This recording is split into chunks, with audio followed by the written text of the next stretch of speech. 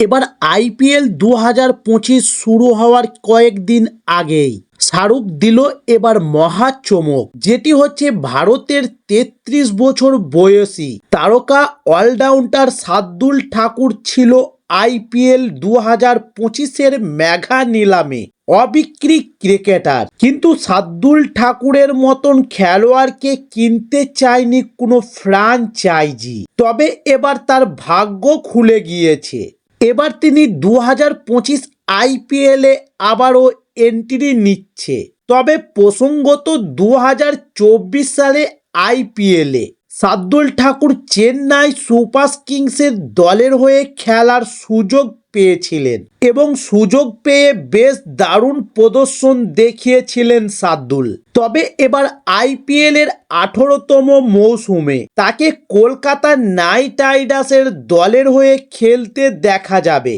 আসলে কলকাতা নাইট রাইডার্সের cricketer Endrick নোকেয়ার জায়গায় দলে সুযোগ পাবেন তিনি।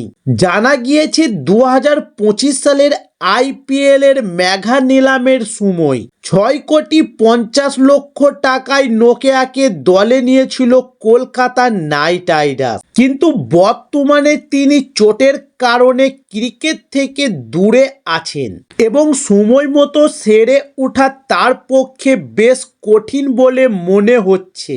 ঠিক এই কারণেই কলকাতা নাইট রাইডার্সের ফ্র্যাঞ্চাইজি তাকে সরিয়ে শার্দুল ঠাকুরকে তাদের দলের অংশ করতে পারে। তবে আগেও কলকাতা নাইট রাইডার্সের ফ্র্যাঞ্চাইজির হয়ে খেলেছে শার্দুল। 2023 সালে 10,75,00,000 টাকায় দিল্লি ক্যাপিটালসের দল থেকে ট্রেড করেছিল কলকাতা নাইট রাইডার্সের ফ্র্যাঞ্চাইজি। তবে যদিও সেই মৌসুমে শার্দুল তার প্রদর্শনের সঠিক মূল্য দিতে পারেননি, তবে এবার চলতি রঞ্জি ট্রফিতে আলোড়ন সৃষ্টি করেছে শার্দুল ঠাকুর।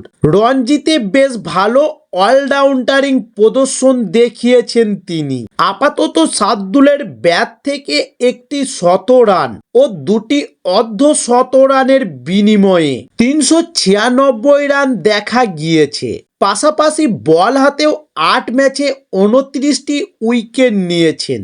এমনকি সৈয়দ মুশতাক আলীতে 9 ম্যাচে 15টি উইকেট নিয়েছেন তিনি। তাই এবার তার এই অলরাউন্ডারিং প্রদর্শন নজর কেড়েছে নেটিজিনদের। তবে 33 বছর বয়সী শার্দুল ঠাকুর এখনো পর্যন্ত 95টি আইপিএল ম্যাচে 94টি উইকেট নিয়েছেন এবং 36 রান দিয়ে একবার 4 উইকেট নিয়েছিলেন, যা তার সেরা প্রদর্শন।